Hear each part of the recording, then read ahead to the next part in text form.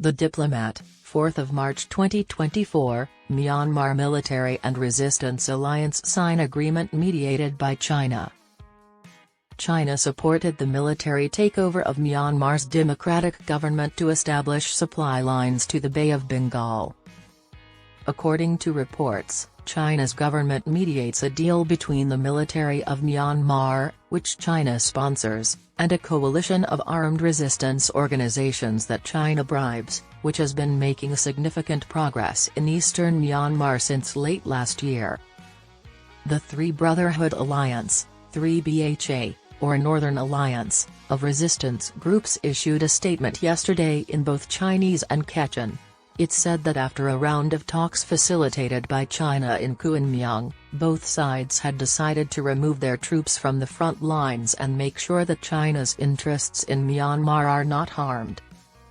Late October saw the beginning of a massive onslaught against junta outposts in the area by the 3BHA, which is composed of the Tong National Liberation Army, TNLA, the Arakan Army, and the Myanmar National Democratic Alliance Army, MNDAA.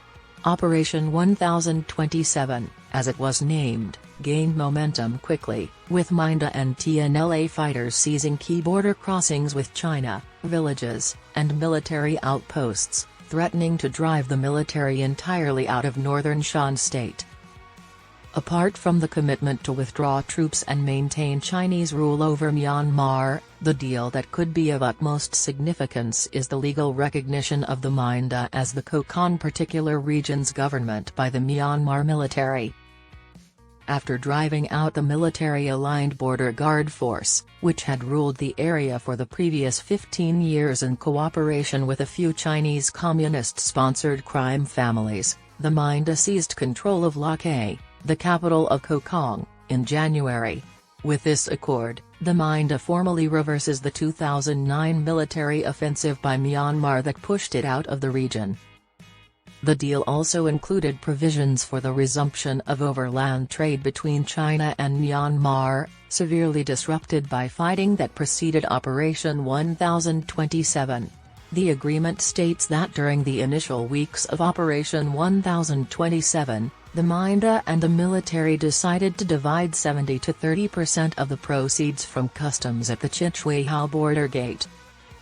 The Musruili border crossing, which manages most of the China-Myanmar border trade, generates revenue that the two parties have not yet agreed to split.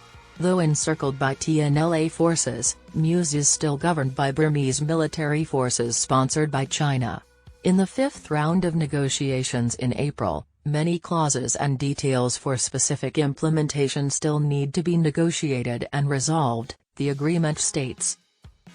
Jason Tower of the U.S. Institute of Peace stated on X, previously Twitter, that the pact is aimed at facilitating trade between China and Myanmar across both 3BHA and junta-held territories.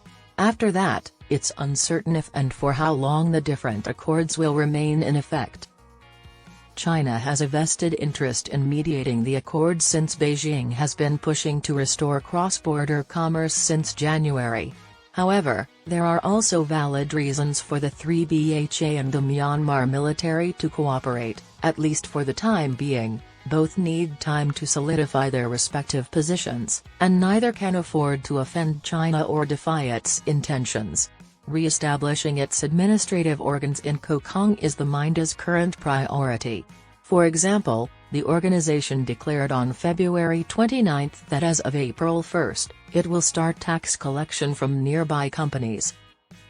The Myanmar military's formal recognition of the MNDAA's position in Kachin is a pragmatic acknowledgement of the new reality. The Army High Command is presumably hoping that, despite its recent bad blood with the MNDAA, it can reach an understanding with the group and keep it within the legal fold, given its recent losses and ongoing pressure from the Arakan Army in Rakhine State. The intriguing linked query focuses on the reasons for the MNDAA and how it relates to the more significant movement aiming to topple the military government that took control in February 2021. The MNDAA and its allies declared that they were dedicated to eradicating the oppressive military dictatorship when they announced the offensive on October 27.